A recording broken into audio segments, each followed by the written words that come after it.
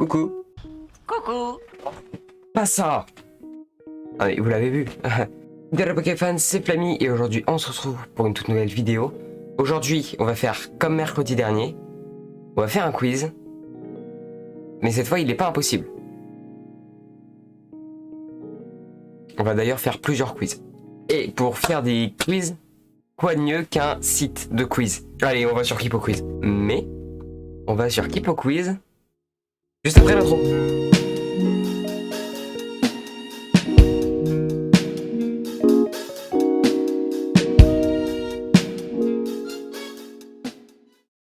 Et je vous propose qu'on commence par les grands quiz aléatoires. Et on va peut-être faire que ça, comme ça on va vraiment avoir le truc au plus général. Lancez le quiz.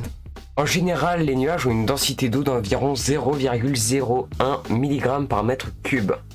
Je crois que c'est composé entièrement de nuages, donc c'est faux. C'est composé entièrement de nuages. Un nuage est composé entièrement de nuages. Je crois qu'un nuage est composé entièrement d'eau. La réponse est faux. Le physicien André-Marie Ampère, né en 1775, a réalisé d'importantes découvertes dans le domaine de l'électromagnétisme. On a donné son nom à l'unité internationale de l'intensité du courant électrique, l'ampère. Nice, mais je vois pas le rapport. Alan Turing, considéré comme le fondateur de l'informatique, était allemand. Je pense, ouais. C'est faux. La réponse est faux. Alan Turing, considéré comme le fondateur de l'informatique, était britannique. Il est né à Londres le 23 juin 1912. Il a joué un rôle majeur dans la victoire des forces alliées en décryptant les codes secrets des armées allemandes. Toutes les cellules du corps humain se régénèrent à chaque 14 ans. Ouais, je sais pas. Je pense que ça se régénère beaucoup plus souvent. Remplacé après 2 ou 3 jours, oui. Beaucoup plus souvent. Les découvertes de Marie et Pierre Curie, donc la radioactivité, ont remis en cause l'hypothèse selon laquelle le nombre d'atomes sur Terre était fixe. Ah oui, bah ouais, c'est possible. Je comprendrai pourquoi. Ouais, voilà. La réponse est vraie. En découvrant des atomes instables de radium et de polonium, Marie et Pierre Curie ont remis en cause l'hypothèse selon laquelle le nombre d'atomes sur Terre était fixe. Rien ne se perd, rien ne se crée, tout se transforme. Lavoisier. En effet, les atomes instables se défont et s'unissent à d'autres pour en créer de nouveaux. Voilà, on se couche pas m'embête. C'est long à charger, mais ça va. Je chante faux, je vais pleurer, mais ça va.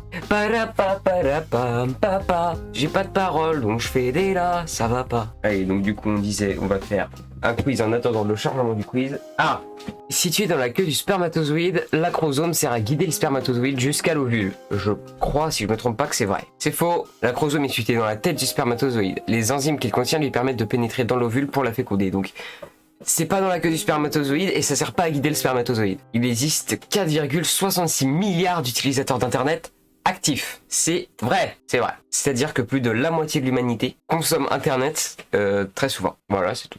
C'est une info comme ça, je les lance. On peut désormais se servir de l'ADN pour en savoir plus sur certaines maladies. Bah oui, je pense que c'est possible, Grâce à l'ADN, il est parfois possible de découvrir quels sont les gènes responsables de certaines maladies. Voilà. On a cloné Dolly à partir des cellules de sa mère morte. Grosse ambiance. Alors non, je crois qu'ils sont clonés Dolly à partir de Dolly en fait. Et Doliprane. La réponse est faux. En 1986, Dolly a été clonée à partir de cellules de Géniès, une brebis adulte bien en vie. Donc non, ils n'ont pas cloné Dolly grâce à Dolly, mais ils l'ont cloné pas grâce à sa mère. Sa mère. En 1967, des scientifiques avaient déjà prédit que le CO2 allait causer un réchauffement climatique. Je crois, hein. Ouais. Et question 10. Le réchauffement terrestre se produit en partie parce que certains gaz ne peuvent pas s'échapper de l'atmosphère dans l'espace. Bah non, c'est faux. Dans l'espace, il n'y a rien en fait. Ah, la réponse est vraie. Les vapeurs d'eau, l'oxyde nitreux, le dioxyde de carbone et le méthane contribuent tous à l'effet de serre qui entraîne l'accumulation de chaleur dans la troposphère. La troposphère, en gros, il y a un schéma, c'est la Terre. 7 sur 10. Pas mal. Allez, on continue, on va voir le grand quiz aléatoire, mais un autre du coup. Allez, cinéma. Si vous avez vu la vidéo avec Mazer sur le blind test, vous savez que je suis pas très bon en cinéma, mais je l'ai quand même battu. D'ailleurs, j'ai précisé dans la description qu'il y aurait un gage, faut qu'on l'applique. Avec son film Nosferatu le vampire, sorti en 1922, le réalisateur F. W. Murnau a plagié le roman Dracula de Bram Stoker. Non, vu que sinon le roman s'appelle le personnage du film s'appellerait Dracula le vampire. Ah, c'est vrai, yes. Hubert de Givenchy a conçu ses premières robes pour Audrey Hepburn pour le film de 1961, Breakfast at Tiffany's. Ouais, c'est faux. Objectif avoir 0 sur 10. The Wizard of Oz, le magicien d'Oz, est considéré comme le premier film en couleur de l'histoire du cinéma. Je crois pas, hein. Les premiers films en couleur sont apparus au début des années 1900, bien qu'il n'ait pas eu la même popularité que The Wizard of Oz. Le personnage de la fée Clochette dans le film Peter Pan est inspiré de Marilyn Monroe. Et bah non. Selon Mental Floss, les réalisateurs avaient pour modèle l'actrice Margaret Kerry, qui jouait des scènes pour leur donner des idées, des mouvements. Ils donnent à fond toujours Disney, je crois, c'est pour le Roi Lion. Ils avaient ramené des lions, justement, dans l'endroit où ils travaillent. Oui, oh, on n'est pas aux zoo. C'est des fous malades, hein. Ils se donnent à fond, c'est bien. En 2015, avec son film Timbuktu, Abderrahmane Sissako devient le premier réalisateur africain à remporter un César. Je suis peut-être torché à son prénom, mais à mon avis, c'est vrai. C'est vrai. La scène d'ouverture du film Rencontre du troisième type, où Claude Lacombe découvre le vol 19, se déroule dans le désert de Mojave. Possible, je sais même pas où est le désert de Mojave. Mojave, je sais pas. Mais non, du coup, c'était faux. Le film Arrête-moi si tu peux de Spielberg est basé sur la véritable histoire du mystificateur américain Ferdinand Waldo de Mara. Bah ouais, je pense. C'est faux. Demara, un imposteur de la pire espèce, était le sujet du film de 1961, Le roi des imposteurs, avec Tony Curtis. Alors que le film de Spielberg est inspiré de la vie de Frank Abagnale Jr. Moins de 100 personnes votent pour choisir les gagnants des Golden Globes, alors qu'ils sont plus de 6000 aux Oscars, c'est vrai. C'est vrai. Moins de 100 personnes, tous des journalistes actifs spécialisés dans le cinéma américain, c'est très précis, votent pour déterminer les gagnants des Golden Globes. À titre de comparaison, plus de 6000 membres de l'Academy votent aux Oscars. En 2014, Steve McQueen est le premier réalisateur noir à remporter l'Oscar du meilleur film. C'est vrai, c'est vrai. 2014, c'est long quand même. Les Oscars, c'est quoi? C'est tous les ans? Ouais, bah 2014, voilà quoi. La réponse est vraie. Avec son film 12 Years a Slave, esclave pendant 12 ans, le Britannique Steve McQueen devient le premier réalisateur noir à remporter l'Oscar du meilleur film. Cool. La reine n'a pas de nom dans Blanche-Neige et les 7 nains. Bah si, elle s'appelle Maléfique. Non, ah non, pardon, Maléfique c'est dans la Belle au bois dormant. La réponse est faux. La méchante reine sorcière qui empoisonne la pomme destinée à Blanche-Neige se nomme Grimhild. Pas un prénom ouf, Grimhild. 6 réponses sur 10. Pas mal. Assez stable. Ça me va. Du coup, je vous propose qu'on termine sur le grand quiz aléatoire. Attends, tu peux mettre la musique épique là que je mets tout le temps parce que je suis un gros forceur, s'il te plaît? Merci. Testez vos connaissances. Les questions s'affichent dans un ordre aléatoire. Vous ferez de nouvelles découvertes à chaque fois. Et là, c'est le test final. Alors, si j'ai plus de 5 sur 10, on fait une partie 2 avec tout ce qui est le monde en 2016, le monde en 2017, 2018, 2020, tous les délires. J'ai oublié 2019. Et on pourrait même refaire ça plusieurs fois parce qu'en vrai c'est sympa. La péninsule de Knoydart en Écosse est décrite comme étant le dernier refuge sauvage du pays et on y accède par train. C'est faux, on part très mal. Il y aura probablement pas de suite à cette vidéo. Cette région bordée de montagnes et de plages sablonneuses n'est accessible que par bateau ou à pied.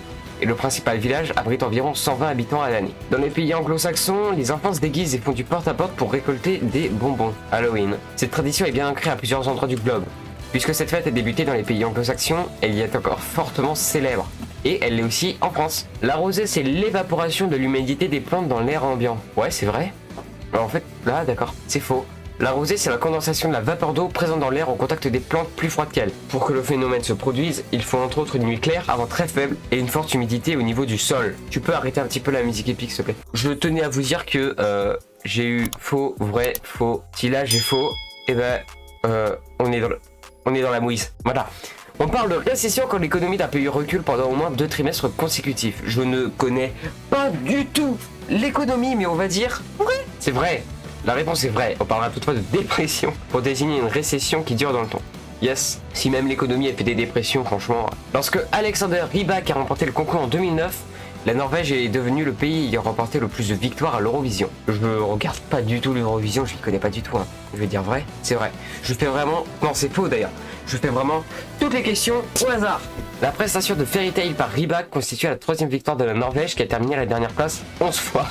Soit plus que tout autre pays. Dommage. Les scientifiques croient que l'activité humaine est responsable de l'accélération du réchauffement climatique des 100 dernières années. Bah oui. En fait, moi j'étais persuadé que ça, c'était quand même un sujet très connu. Mais peut-être que je me trompe, peut-être que parmi vous, personne n'en a rien à péter. Mais pour moi, en tout cas, c'était un sujet connu. Mais La plupart des grandes organisations scientifiques internationales soutiennent cette position. Il y a un oiseau à la fenêtre. Il est parti. Nous pourrions observer des aurores plus souvent, et c'est le cas actuellement si les villes émettaient moins de pollution lumineuse. C'est vrai. Les lumières intenses des villes illuminent le ciel et rendent difficile l'observation des aurores de faible intensité. Ça, je le savais, ça. J'ai quelques lacunes en culture générale, mais j'ai aussi des connaissances assez solides sur certains thèmes. La première tâche du premier astronaute sur la Lune a été de planter un drapeau américain. Non, ça a été de poser un miroir. Si c'est ça, c'est incroyable. Recueillir une fleur lunaire. Dommage. La première tâche de Neil Armstrong, donc le premier astronaute à fouler le sol lunaire, a été de recueillir une pierre lunaire. Alors, je sais que la NASA, déjà c'est pas un complot, ils ont vraiment marché sur la Lune, puisque si tu pointes un laser vers la Lune, si tu vises bien, il revient, parce qu'ils ont mis un miroir sur la Lune. Et le miroir, il fait quoi? Il reflète le laser, parce que c'est un miroir. Un miroir, ça reflète.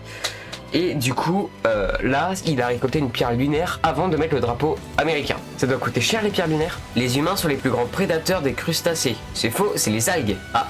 Comme ces créatures à carapace sont considérées comme un mets recherché, les humains sont responsables de la diminution du nombre d'espèces dans le monde. Miam, du bois escargot. Ah, la zone radiative des étoiles est la zone dans laquelle se déroulent les principales réactions nucléaires, c'est vrai? Si c'est vrai, on a 5 sur 10, parce que c'est la question 10. C'est faux. La plupart des réactions nucléaires surviennent dans le cœur des étoiles. Oh, on a 5 sur 10. Oh la vache. La moyenne est 6,12, mais je suis tombé sur des questions compliquées. Non, déjà, il n'y a pas de questions compliquées. Il n'y a pas de questions compliquées. C'est juste des connaissances qu'on a ou qu'on n'a pas. Bref, on est à la fin de la vidéo. C'était nice comme vidéo. J'ai bien aimé. La vidéo risque de durer quand même assez longtemps. J'ai 29 minutes de rush et je pense que je vais voir quelques questions. Donc vous pourrez aller faire les quiz vous-même évidemment. Le lien de Kipo Quiz dans la description. Vous pouvez aller vous abonner par vous-même. Le lien de ma chaîne dans la description. En fait, tout est dans la description. Même les blagues drôles. C'est faux, je fais pas de blagues drôles. Bref, je pense que j'ai fait une bonne intro là. C'était assez dynamique et tout, tu vois, comme ça. Tu restes du début à la fin. Le watch time, tu connais, je gagne énormément d'argent. C'est faux, j'ai pas 1000 abonnés, j'ai pas 4000 heures de visionnage. Donc, on va continuer comme ça. Merci à vous d'avoir suivi la vidéo. N'hésitez pas à liker, à vous abonner si ça vous fait plaisir. Et je vous dis ciao pour mercredi prochain, pour une prochaine vidéo. J'ai répété prochain, vous voyez, ça fait une répétition. D'ailleurs, j'ai aussi dit, c'est bizarre puisque j'ai dit le mot magique, ciao, mais ça s'est pas arrêté. D'ailleurs, je viens de le redire, ciao. Ah bah non, c'est bon.